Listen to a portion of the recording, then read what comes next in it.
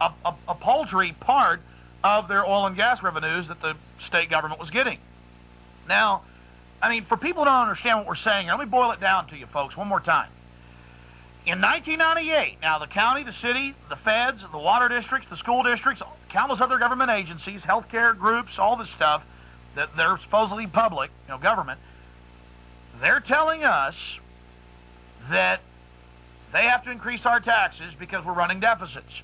Then you read their own lavish reports, and all of them put them out because they trade these amongst themselves in this big empire building. They're all bragging to each other that they've got the biggest empires.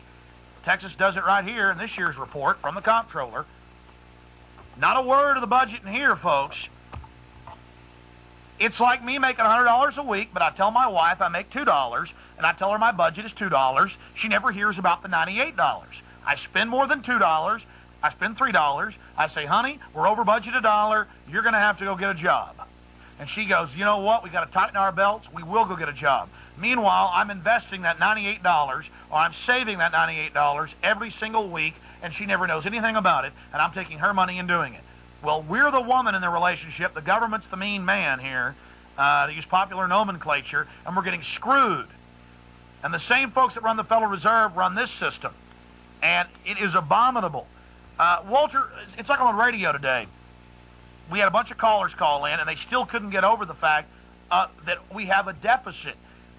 Explain why they hype that up, the deficit pertaining to the budget compared to the real gross cash receipts the government's bringing in.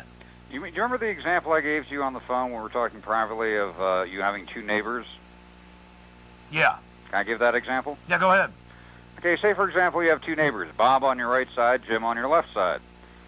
Bob comes knocking on your door. Alex, lost my job, I got to pay the rent. Can I borrow $500? You're there. You're a nice person. You go, okay, here. Jim on your left side knocks on your door. He goes, hey, Alex, we're going down to the Bahamas this weekend. Drink Mai Tais on the beach. Do you want to come? We're flying out in my private Cessna. You're there. Sure, let's go. I can squeeze it in. You get back. Bob comes knocking on your door again. Hey, Alex, my wife's in the hospital. She's sick. She needs an operation. I need $2,500 or she's going to die. You're there. Okay. You give him $2,500. Jim on your left side knocks on your door again. Hey, Alex, we're flying over to Zurich for the weekend. Going to have breakfast. Do you want to come? You're there. Sure. I can squeeze it in. Well, you're going to watch Jim on your left side closer than a hawk waiting for what's going to happen next. Bob, you cringe if you think he's going to knock on your door. You don't even want to think about him. Government constantly keeps taking more and more and more, and they have the public cringing. I don't want to think about it. I don't want to talk about it. I don't want anything to do with it. I'll pay my divvy and forget about it until next year. And they kept perpetuating their game over and over again. And the tens of thousands of people involved within the syndicate, and it is a syndicate, a corporate syndicate, sat there smiling and laughing every single day all the way down to the bank. Now remember, folks, this is not speculation. Walter we're building a website. There are dozens of other websites of people that have copied Walter's expose, which Walter's actually happy about. So you type in CAFR into the net, Comprehensive Annual Financial Report, thousands of links will pop up. 98% of them are government bragging. Here's our Comprehensive Annual Financial Report. Counties, cities, water districts, the feds bragging about how they own 70+% of Xerox, how they own most of Ford, how they own most of Dell, how they own most of Coca-Cola, all of these publicly traded companies. It's a sick joke. So when you see that, I wanted to let folks be aware of exactly what that means so that they'll be able to write down. Back when Microsoft was having problems with the court, the head of the New York State Retirement Pension Fund for the state employees came forward saying, we think Microsoft is a good company, and we're not going to sell off our 78 million shares of Microsoft.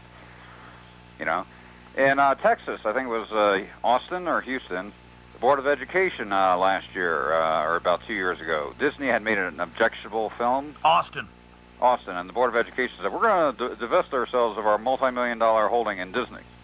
And the public's saying, what are you doing with $40, $35 million in Disney? How much do you have in other stocks? You know, the bottom line is we left the vault door open, and a runaway freight train just started building up more steam, more momentum, more momentum. And it's a law of physics that an object in motion will stay in motion unless acted upon by an equal and formidable force to slow it down. And the good point here, Alex, they implemented this program in 1945. It took off steam full force in 1980. And in that time period, you'll see the growth within government probably 4, 5, 6, 7, 800% in some cases. And they built a phenomenal... All right, ladies and gentlemen, we're back live. We've got Walter Burian on the line with us. We're going to recap who Walter Burian is, how he got involved in this, and exactly what we're talking about, and then launch into some case point examples of this biggest game in town. I would suggest that everybody out there tape this show, spread the word. This is real news, one of the top 10 stories of the century. We just keep bringing it to you over and over again. To boil it down for you, simply, the government is running gigantic surpluses. But like Walter Burian says, when is there really a surplus? If the Roman Empire had 1 million slaves, they could always use 1 million more. If a wino's got 2 bottles of Ripple, it's not a surplus. He wants more. They can't stop. The state of Texas has hundreds and hundreds and hundreds and hundreds and hundreds of billions of dollars in surplus.